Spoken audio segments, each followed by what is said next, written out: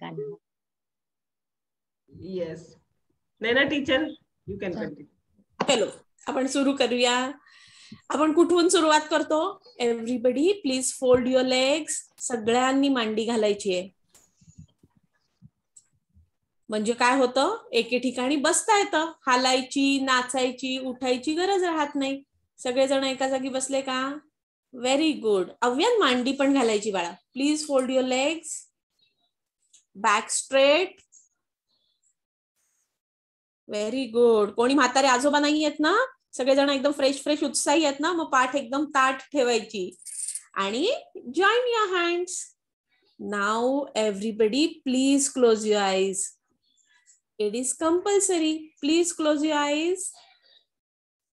डोळे बंद, मन शांत. नेहमीप्रमाणे सरस्वती देवीची प्रार्थना करून आणि मग आपण आपल्या वर्गाला सुरुवात करणार. मी प्रार्थना म्हणणार आहे, तुम्ही लक्ष देऊन ऐका. या कुंदेंदु तुषार हार धवला, या शुभ्रवस्त्रावृता, या वीणावर दंड मंडित करा, या श्वेत पद्मासना, या ब्रह्माच्युत शंकर प्रभृतिभिर ते वै सदा वंदिता. सा मां पातु Saraswati Bhagwati निशेष जाड्यापहा. निशेष जाड्यापहा. निशेष जाड्यापहा. Very gently, slowly, please open your eyes. Okay, new day, everybody is fresh, fresh, fresh. Suprabhatam everybody. सुदिनम. सगळे एकदम फ्रेश फ्रेश आहेत, है की नाही? आठवड्याची सुरुवात आणि दिवसाची पण सुरुवात. ओके. मग मॅमने सगळ्यांना एक छानसा प्रश्न विचारला. आज काय आहे, कोणाचा बर्थडे? मी तुम्हाला सांगितलं, जब हमारा बर्थडे होता है तो हम क्या करते हैं, कई दिन पहले से उसकी तैयारी शुरू कर देते हैं. आपण सगळ्यांना सांगतो, अरे 3 दिवसांनी माझा बर्थडे बर का, नेक्स्ट मंथ मध्ये माझा बर्थडे बर का. तुम्हाला सगळ्यांना माहिती असतो की नाही? आणि आज मात्र खूप इम्पॉर्टंट कोणाचा तरी बर्थडे. कोणाचा बरं बर्थडे आज? कोणाचा बर्थडे बरं? अव्यांचा का? कृष्णा. यस, भगवान कृष्ण का जन्मदिन है. ओके. बघा आता तुमच्यापैकी कोणीतरी जानेवारीत जन्मलं असेल, कोणाचा तरी बर्थडे ऑगस्ट मध्ये येत असेल, कोणाचा तरी बर्थडे येत असेल डिसेंबर मध्ये. कृष्णाचा बर्थडे कधी येतो माहितीये का? बघा कृष्णाचा बर्थडे येतो 5th मंथ मध्ये, 5व्या महिन्यात. कोणता महिना चालू आहे आता? श्रावण. कोणता महिना चालू आहे? श्रावण. चैत्र, वैशाख, ज्येष्ठ, आषाढ आणि श्रावण. आणि आजची तिथी आहे अष्टमी. कोणती तिथी आहे? अष्टमी. पहिले श्रावण महिन्याचे 15 दिवस ऑलरेडी होऊन गेलेत आणि आता सेकंड हाफ सुरू झालाय. श्रावणाचा सेकंड हाफ, सेकंड पार्ट. मी तुम्हाला सांगितलं होतं, आपल्याकडे महिन्याचे 2 मुख्य पार्ट असतात. फर्स्ट 15 डे आणि नंतरचे 15 डे. 15th डे असतो पौर्णिमा आणि त्याच्यानंतर आपण पुन्हा 1, 2, 3 पासून कॅल्क्युलेशन सुरू करतो. आणि 8th डे म्हणजे अष्टमी. आजच्या दिवसाला कृष्णाचा बर्थडे, म्हणून आजच्या अष्टमीला काय म्हणतात? कृष्णाष्टमी. कृष्णाच्या जन्माची अष्टमी, कृष्णाष्टमी. श्रावण महिन्यातली कृष्णाष्टमी, श्रावण महिन्यातली अष्टमी म्हणजे कृष्ण बाप्पाचा बर्थडे. ओके. सगळ्यांना कृष्ण बाप्पाच्या जन्माची गोष्ट माहितीये का? कोणाला कोणाला माहितीये बरं? कुठे जन्मला हा कृष्ण बाप्पा? कोणाला कोणाला माहितीये? कोणाला माहितीये? ओके. चलो मग आज आपण कृष्ण बाप्पाच्या जन्माची गोष्ट ऐकूया बर का. खूप खूप खूप वर्षापूर्वीची गोष्ट आहे. ओके, खूप वर्षापूर्वीची गोष्ट आहे. मथुरा नगरीमध्ये, मथुरा नगरीचा राजा होता कंस. हा राजा तर होता. आता राजाचं काम काय असतं? राजा का काम क्या है कि प्रजा की ओर ध्यान देना. प्रजेकडे लक्ष द्यायचं, सगळ्यांना जेवायला मिळतंय का, सगळ्यांची कामं नीट चालू आहे का, सगळ्यांची काळजी घ्यायची, हे राजाचं काम असतं. पण हा कंस मथुरेचा राजा झाला आणि आपली ही सगळी कामं विसरूनच गेला. त्याच्याऐवजी त्याने काय सुरू केलं टीचर, सॉरी, रिद्धी आणि वेदांत कांट अंडरस्टैंड मराठी. ओके, तो ये कंस ने क्या किया, अपना काम तो बिल्कुल ही नहीं किया, प्रजा की ओर ध्यान देना, उनका पालन करना बिल्कुल नहीं, उल्टा उसने क्या किया पता है, उसने प्रजा को तकलीफ देना शुरू कर दिया. उसे लगा अभी मैं राजा बन गया हूं, जो मैं करूंगा वही सही है, और उसने प्रजा का सारा धन लूटना शुरू कर दिया. किसी को भी तकलीफ दो, किसी को भी बुलाओ, चलो मेरे पैर दबाओ, चलो मेरे महल में काम करो, चलो कुछ भी. तो लोग क्या हो गए, डर गए, बाप रे ये कैसा राजा है, हमारा सपोर्ट करने के अलावा ये तो हमें तकलीफ दे रहा है. और सारे लोग उसे राक्षस बोलने लगे. राक्षस मतलब क्या है, जो दूसरों को तकलीफ देता है. ये नहीं कि लंबे दांत है या फिर कोई किसी को सींग है, तो ऐसा राक्षस नहीं होता. राक्षस वो होता है जो दूसरों को तकलीफ देता है. म्हणून आपण नेहमी स्वतःकडे पाहायचंय, हम लोगों को तकलीफ तो नहीं दे रहे, नहीं तो धीरे धीरे हम भी राक्षस बन जाएंगे. फिर सबने सोचना है, हमें भगवान बनना है, इंसान बनना है, या फिर राक्षस बनना है.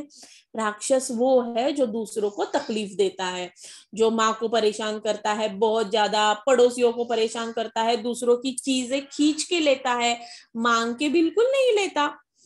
असा हा डेंजर कंस राक्षस होता, एकदम डेंजर. ये सब डेंजर था उसमें. लेकिन उसकी एक बहन थी जिसका नाम था देवकी. उससे वो बहुत प्यार करता था और चाहता था कि देवकी बहुत खुश रहे. वो हमेशा देवकी को प्यार करता था, उसके साथ अच्छी अच्छी बातें करता था.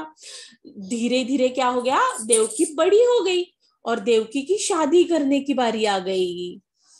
तो उसने सोचा कि मैं कोई अच्छा लड़का ढूंढूंगा और देवकी की शादी करूंगा. तो उसने वसुदेव नाम का एक लड़का ढूंढा. क्या नाम था, वसुदेव. हमने देखा है ना हमारे एक श्लोक में, वसुदेव वसुतम. तो लड़के का नाम था वसुदेव, और वसुदेव और देवकी की शादी कर दी. ये वसुदेव सच में बहुत अच्छे थे, मन से बहुत अच्छे, एकदम साधु वृत्ति के, दूसरों की मदद करने वाले, सब लोग उनसे बहुत प्यार करते थे. और देवकी भी राक्षस की बहन थी, लेकिन वो मन से बहुत अच्छी थी, एकदम प्रेमळ आणि छान. सगळ्यांना देवकी पण खूप आवडत होती आणि वसुदेव पण खूप आवडत होते. और अभी इनकी शादी होने वाली थी. तो कंस की लाडली बहन थी, कंस भी बहुत खुश थे. एकदम हैप्पीली दोनों की शादी हो गई. बहुत बड़ा फंक्शन हुआ, कई सारे लोग आए, सबने खाना खाया. और उसके बाद आप सबको पता है, जब लड़की की शादी होती है तो क्या होता है, वो अपने ससुराल रहने चली जाती है, वो वसुदेव के घर रहने चली जाएगी. तो कंस को बहुत बुरा लग रहा था कि अभी मेरी बहन चली जाएगी, अभी मैं क्या करूं. तो वो बोला ठीक है चलो, अभी ये जो जा रही है देवकी, उसे छोड़ने मैं ही चला जाता हूँ. आणि तो देवकीला सोडण्यासाठी निघाला आणि रथात बसला. तो म्हटला रथ मी स्वतः चालवणार, रथ मैं चलाऊंगा, और देवकी और वसुदेव पीछे बैठेंगे, मैं खुद इनको छोड़ के आऊंगा, तो मेरा प्यार भी जाहिर हो जाएगा और मुझे देवकी का साथ भी मिल जाएगा. आणि रथामध्ये बसला कृष्ण. रथ चालवायला मस्त घोडे लावलेले, मागे वसुदेव आणि देवकी बसले. सगळ्यांनी टाटा बाय बाय केलं. देवकी निघाली मथुरेहून. आणि थोडं पुढे गेले तर काय, आकाशामध्ये एकदम मोठा गडगडाट सुरू झाला. आकाश में से एकदम आवाज आने लगी. बाप रे, सबको लगा अरे ये तो बारिश के दिन नहीं है. बिजली कड़कने लगी. और कंस ने ऊपर देखा तो क्या, आकाश में से आवाज आ रही थी, कोई बोल रहा था. आकाशातनं आकाशवाणी होत होती. आकाशातून कोणीतरी कंसाशी बोलत होतं. आणि काय आवाज आला माहितीये, काय आकाशवाणी झाली बघा. हा, आकाशातनं, आकाश से क्या आवाज आई, ध्यान से सुनो. आकाश से आवाज आई, अरे हे कृष्ण, अरे हे कंस, आप क्या कर रहे हो, आप देवकी को इतना सम्मान दे रहे हो, वसुदेव से इतना प्यार कर रहे हो, उनको छोड़ने जा रहे हो. कल इनकी ही 8वीं जो संतान होगी, इनका जो बच्चा होगा, वही आपको मार देगा. कल देवकी और वसुदेव का 8वां पुत्र आपको मारने वाला है. कंस डर गया. अरे बापरे, तो देवकीवर खूप प्रेम करत होता, पण आपण मरणार हे कोणाला चालतं का? कोणी मला मारेल हे चालतं का? मला मुळीच नाही. और कंस तो एकदम राक्षस जैसे था, एकदम अभिमानी था, किसी की बात नहीं सुनने वाला था. वो एकदम क्रोधित हो गया, एकदम राग आला त्याला. अरे, या देवकीचा मुलगा मला मारणार, थांबा आता मी ह्यांनाच काहीतरी शिक्षा करतो. आणि त्याने ठरवलं की आपण देवकीला आत्ताच मारून टाकायचं. हम देवकी को मार देते हैं ताकि उसकी संतान ही नहीं होगी. देवकी मेली तर तिला मुलं होतील का? नहीं. तो अभी हम देवकी को मार देते हैं. तो उसने अपना खड्ग निकाला, तलवार निकाली और देवकी को मारने लगे. बाप रे, सब डर गए. देवकी भी बहुत डर गई. उसने हाथ जोड़े कि भैया नहीं नहीं, मुझे मत मारो मत मारो. वसुदेव थे, वो भी कंस के पैर में गिर गए. बोला अरे नहीं नहीं, हमें क्षमा कर दो. और आप इतने अच्छे हो, आप इतने बड़े राजा हो, कोई भी राजा कभी भी स्त्री को नहीं मारता. बघा हा, आपल्याकडे काय गोष्टी सांगितल्यात, महत्वाच्या खूप गोष्टी. आपल्याकडे वागण्याचे खूप सगळे नियम सांगितलेत. उसमें क्या बताया है, किसी भी लड़की को, औरत को कभी भी नहीं मारते.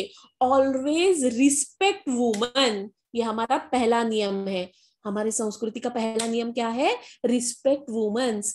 कोई भी औरत है उसका रिस्पेक्ट करो. तो आप तो औरत को नहीं मार सकते, आप मुझसे लड़ाई कर सकते हो, कुछ भी कर सकते हो, लेकिन आप देवकी को मत मारना, नहीं तो सब लोग बोलेंगे कि अरे राक्षस से भी बुरा हो गया. राक्षस तो कम से कम लोगों को त्रास देता है, लेकिन औरत को तो कभी कोई भी राक्षस भी नहीं मारता. इतनी बुरी चीज कभी नहीं करना. आप भी बच्चे सब सीख लेना. हाँ, ऑलवेज रिस्पेक्ट वुमन. हमारे घर की औरत है या फिर बाहर भी कोई है तो उसका हमेशा सम्मान करना, कभी उसको परेशान नहीं करना, तंग नहीं करना. ये सबसे पहली बात. तो कंस को समझ में आ गया कि अरे हाँ, लोग तो हमें बहुत परेशान करेंगे और राजा भी नहीं रहने देंगे, शायद निकाल के बाहर कर देंगे. तो वो सोचता है ठीक है, मैं देवकी को मारूंगा नहीं, लेकिन करूँ क्या अभी ये देवकी का? कहीं ऐसा ना हो कि देवकी का पुत्र बड़ा हो जाए और मुझे ही मार दे. क्या करूं क्या करूं? तो वसुदेव बोलता है कि आप ना हमें छोड़ दो, हमारा जैसे ही पुत्र हो जाएगा मैं आपको आके आपके पास ही दे दूंगा, तो वो आपके पास ही रहेगा, आपकी शिक्षा में बढ़ेगा, तो फिर आपको मार नहीं पाएगा. माझा जेव्हाही मुलगा होईल मी लगेच आणून तुमच्याकडे देईन, पण तुम्ही आता आम्हाला काही मारू नका. कंस म्हटला ठीक आहे चालेल, पण माझा काही तुझ्यावर विश्वास नाहीये, मेरा बिल्कुल भरोसा नहीं है वसुदेव पे, आपने अपनी संतान छुपा के रखी तो. आणि मग वसुदेवाने काय ठरवलं माहिती का? एका मोठ्या तुरुंगामध्ये देवकी आणि वसुदेव यांना बंद करून ठेवायचं. क्या तय किया कंस ने कि देवकी और वसुदेव को कारागृह में डाल देंगे, जेल में बंद कर देंगे, ताकि क्या होगा, वो हमेशा हमारे नजरों के सामने रहेंगे. ओके. तो उसने देवकी को वसुदेव के घर छोड़ने के अलावा रथ घुमा लिया, फिर से अपनी नगरी में ले गए और डाल दिया जेल में. आता वसुदेव आणि देवकी दोघ जण जेलमध्ये राहायला लागले. सगळ्यांना खूप वाईट वाटलं. देवकी के पिता भी थे शूरसेन, उनको भी बहुत बुरा लगा, अरे मेरी बेटी इतना अच्छा शादी करके जा रही थी. आणि त्यांनी कंसाला समजवायचा प्रयत्न केला, देखो कंस, जो होने वाला है वो होता ही है, तो आप देवकी को परेशान करने के अलावा अपना वर्तन सुधार लो, तू चांगलं वागायला सुरुवात कर, तुला काय माहिती, देव कदाचित तुला माफ करेल. जब हम अच्छा बर्ताव करते हैं तो भगवान को बहुत अच्छा लगता है. जब भी हम अच्छा बिहेव करते हैं तो भगवान खुश हो जाते हैं और शायद हमारी पनिशमेंट भी कैंसिल हो जाए. तो आप प्लीज देवकी को छोड़ दो. लेकिन कंस क्या था, अभिमान से पूरा भरा हुआ, किसी की बात नहीं सुनने वाला, अपने पापा की भी बात नहीं सुनने वाला. और उसने उल्टा क्या किया पता है? पापा को बोला कि क्या हमेशा मुझे बताते रहते हो, चलो आपको भी जेल में डाल देता है. आणि शूरसेन राजाला सुद्धा त्याने जेलमध्ये टाकून दिलं. हळूहळू हळूहळू कंसाचे अत्याचार वाढत चालले, उसका बुरा बर्ताव ही बढ़ने लगा, उसके पाप बढ़ने लगे. शूरसेन को जेल में डाल दिया, देवकी को डाल दिया. फिर कुछ दिनों बाद क्या हुआ पता है? देवकी का एक छोटा सा नन्हा सा प्यारा सा बच्चा हो गया, एकदम प्यारा प्यारा सुंदर सुंदर गोड गोड मुलगा झाला. आणि तुम्हाला माहितीये लहान बाळ जन्मल्या जन्मल्या काय करतात, रोडायला सुरुवात. और वो बच्चे ने रोना शुरू कर दिया. उसकी आवाज पहरेदारों ने सुन ली और पहरेदारों ने कंस को बता दिया देवकी का बच्चा हो गया. कंस को लगा, अरे बाप रे, ये देवकी का बच्चा हो गया, अभी तो ये पहला बच्चा है, चलो मुझे 8वां बच्चा मारने वाला है, कोई बात नहीं, इसको छोड़ देते हैं। लेकिन कंस का एक मंत्री था, कंसाकडे त्याचा एक मंत्री होता जिसका नाम था चाणूर। क्या नाम था? चाणूर। चाणूर, हमने सुना है ना ये नाम पहले भी, चलो चलो याद करो, सबने सुना है कि नहीं? तो ये चाणूर ने क्या बताया पता है? उसने बोला, अरे कंस, तुझे पता नहीं, भगवान बहुत शातीर है, देवबाप्पा खूप हुशार असतो आणि तो कधी नंबर बदलून देईल, आणि त्याने खालून काउंट केलं तर ये नंबर बच्चा 8वां भी हो सकता है, कुछ भी हो सकता है। तो ये बच्चों को भी जिंदा मत छोड़ो, या मुलाला पण तू जिवंत नको राहू देऊ, कदाचित हाच मुलगा तुला मारेल, कदाचित ह्याचाच नंबर 8वां असेल। देवाचं काउंटिंग खूप विचित्र असतो, काहीच सांगता येत नाही।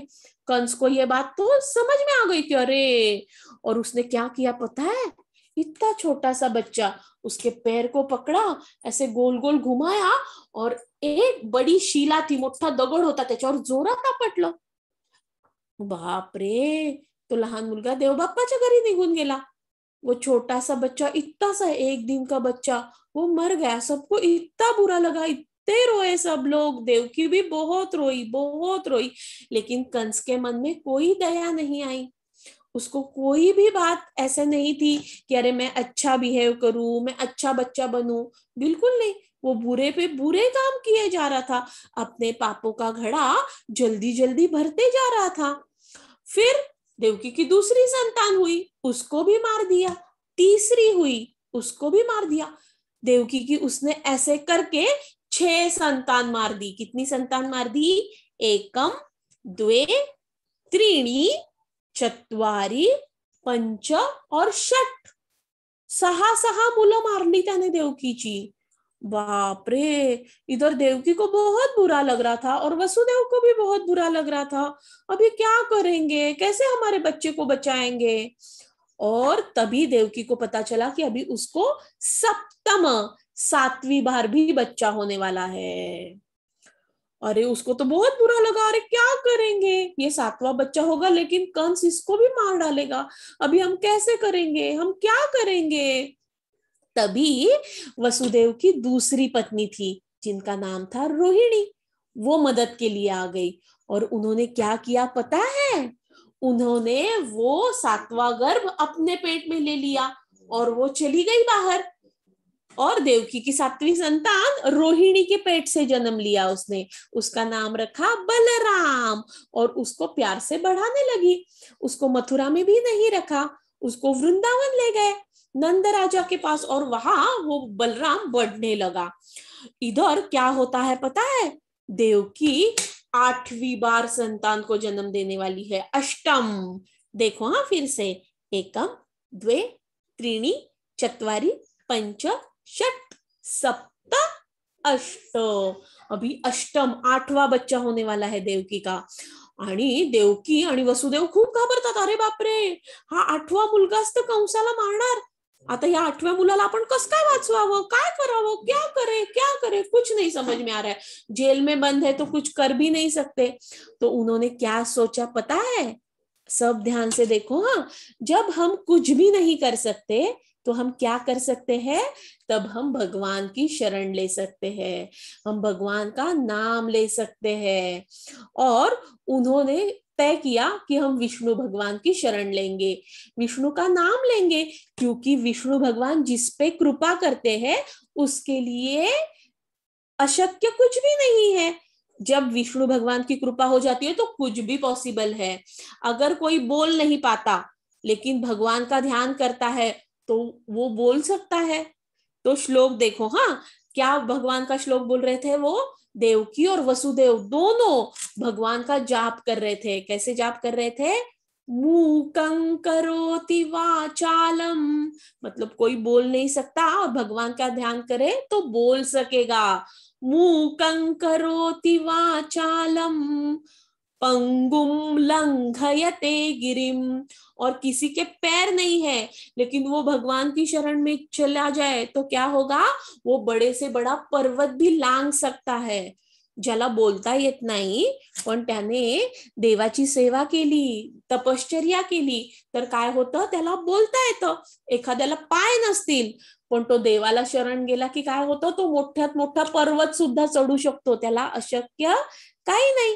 बघा हा, देवकी वसुदेव कोणता श्लोक म्हणतायत, मूकं करोति वाचालम पंगुम लंघयते गिरिम यत् कृपा तमहम वंदे। जिस पे आपकी कृपा हो जाए उसका क्या होता है, इसी के लिए हम आपको वंदन करते हैं। यत् कृपा तमहम वंदे परमानंद माधवम।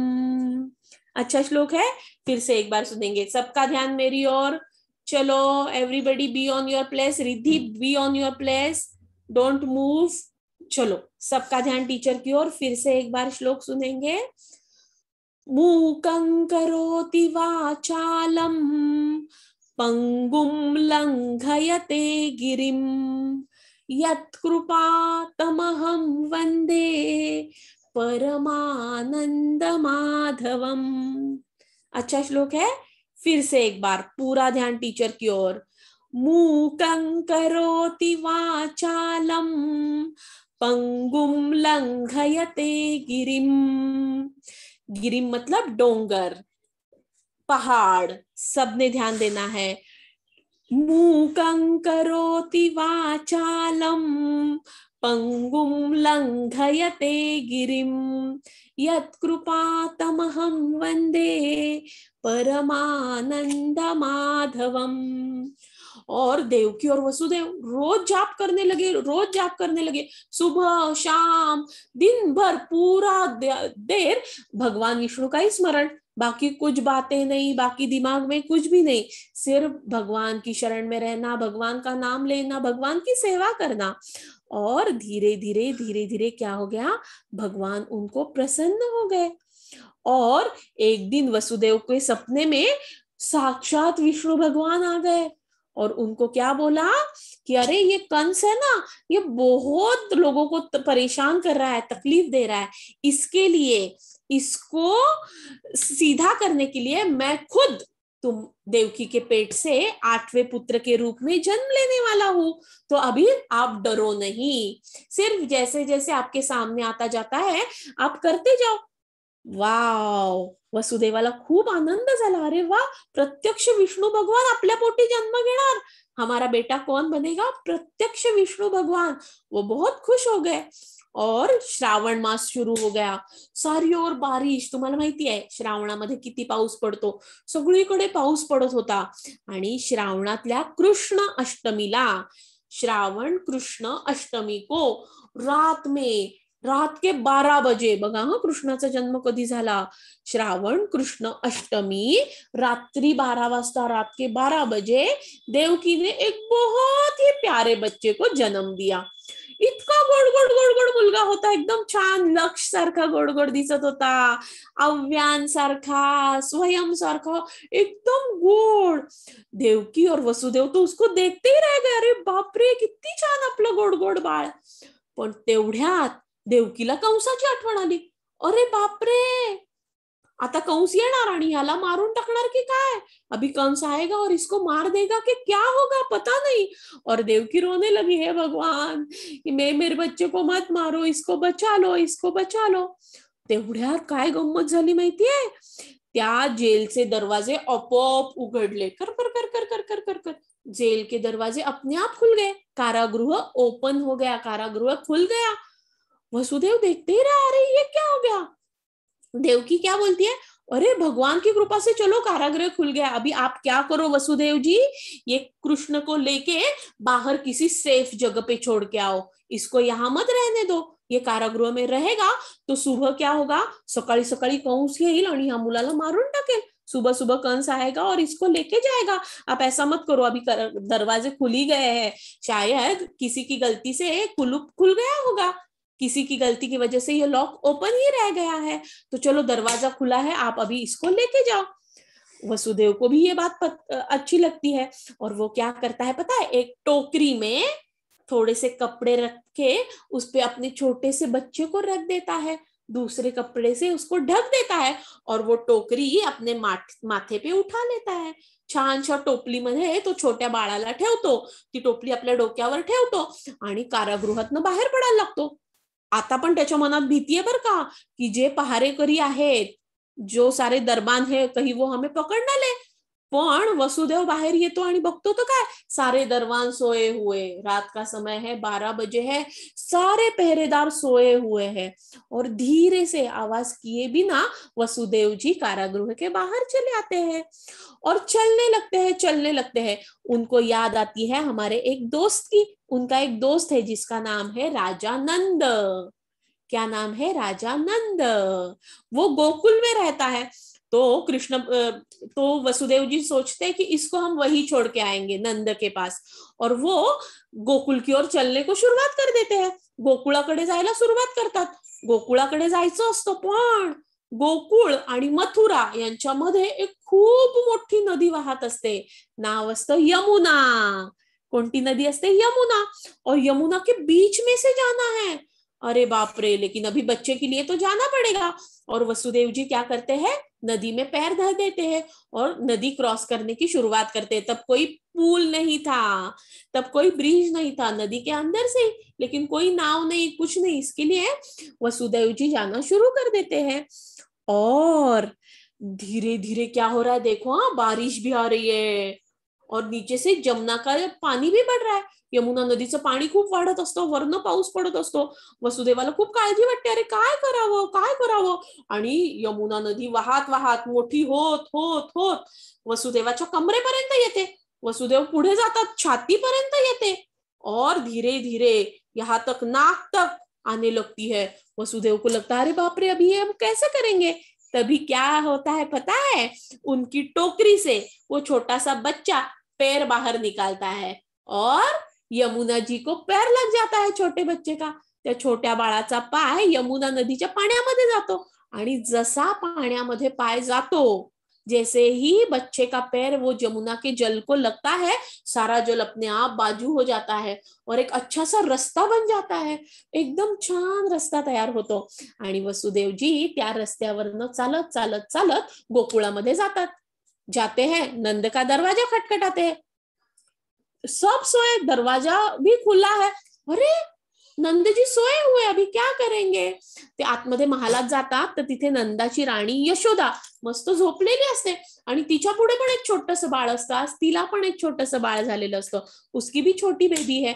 तो क्या करते हैं वसुदेव जी, अपना बच्चा वहां रखते हैं और वहां जो छोटा बच्चा उसको लेते हैं और वापस कारागृह में आ जाते हैं.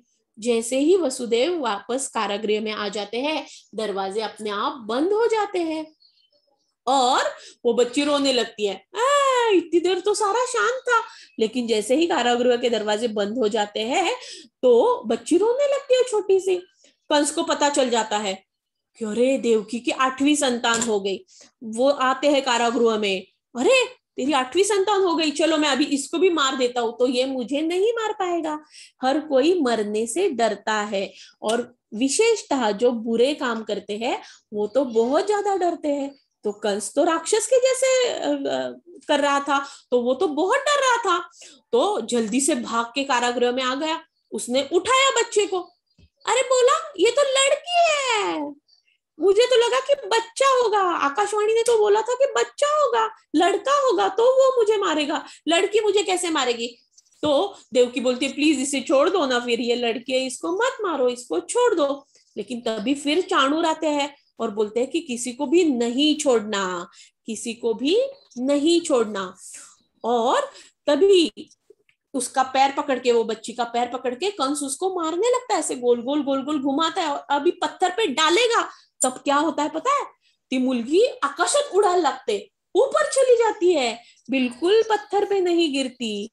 आणि आकाशातनं पुन्हा एकदा तिथे देवीचं रूप घेते, योगमाया बनते और क्या बताती है पता है, अरे हे कंस तू मुझे क्या मारेगा, अभी तो तू किसी को भी मार नहीं सकता क्योंकि तुझे मारने वाला जन्म ले चुका है देवकी के पेट से और गोकुल में बहुत हंसी खुशी बढ़ भी रहा है. जल्दी ही वो वापस आएगा और तुझे मार देगा. याद रखना कंस तुझे मारने वाला जन्म ले चुका है। कंस बहुत डर जाता है, बहुत डर जाता है। लेकिन जब कंस डरता है तब सारे बाकी लोग बहुत खुश हो जाते हैं कि चलो हमें तारने वाला, हमें दुखों से बचाने वाला, हमारी रक्षा करने वाला कोई जन्म ले चुका है। आणि गोकुळामध्ये ते छोट्या बाळाचं नाव ठेवतात कृष्ण। काय नाव ठेवतात? कृष्ण। आणि कृष्ण हळूहळू हळूहळू मोठा व्हायला लागतो आणि त्याच्यानंतरची स्टोरी तुम्हाला सगळ्यांना माहितीच आहे। पण लेकिन उस दिन से आज के दिन तक कृष्ण का जन्मदिन सब बहुत अच्छे तरीके से सेलिब्रेट करते हैं।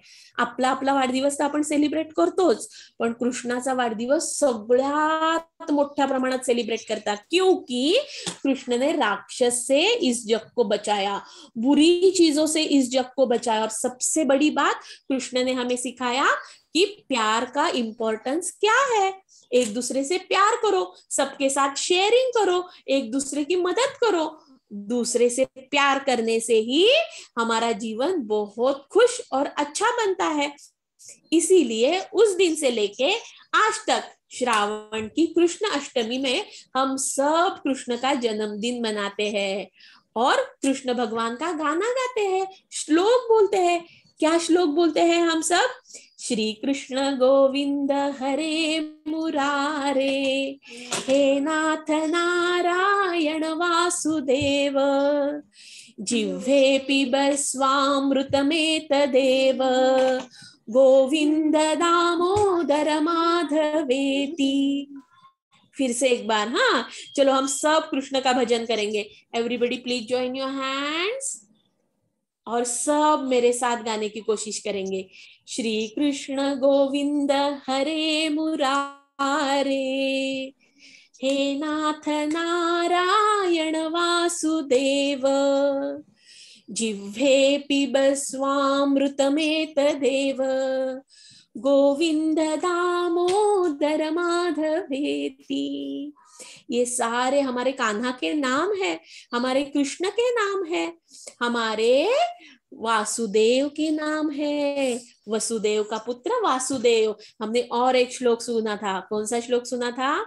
वसुदेव सुतम देवम Kans चाणूरमर्दनम,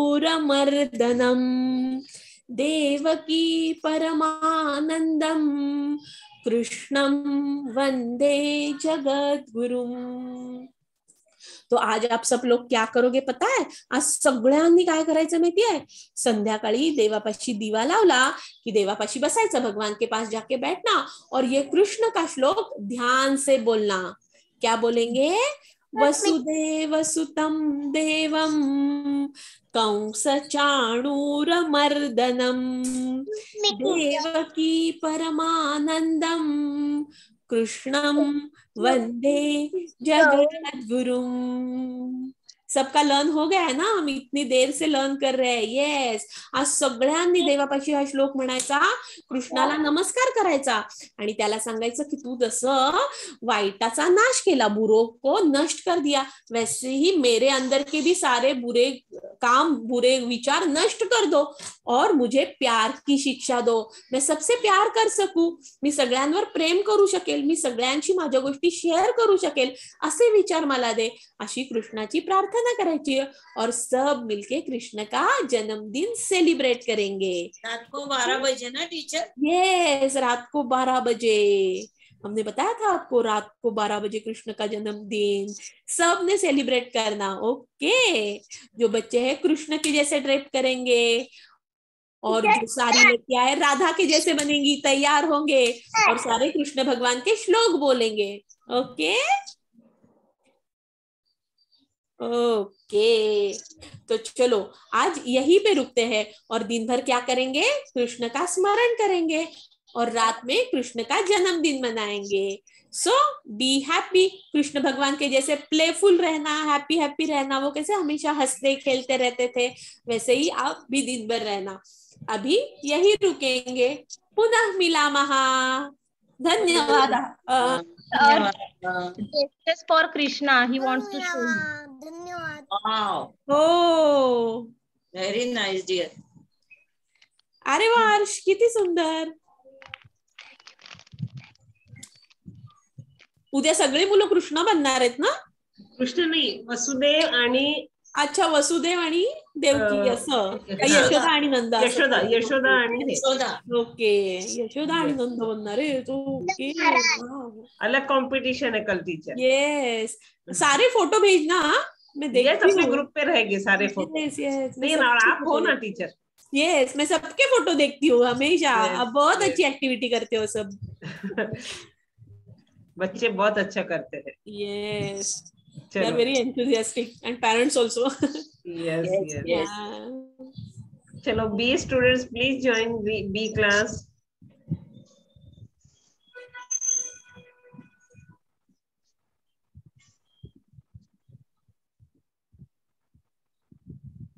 Good morning, Farzin. Good morning, Farzi teacher. Members.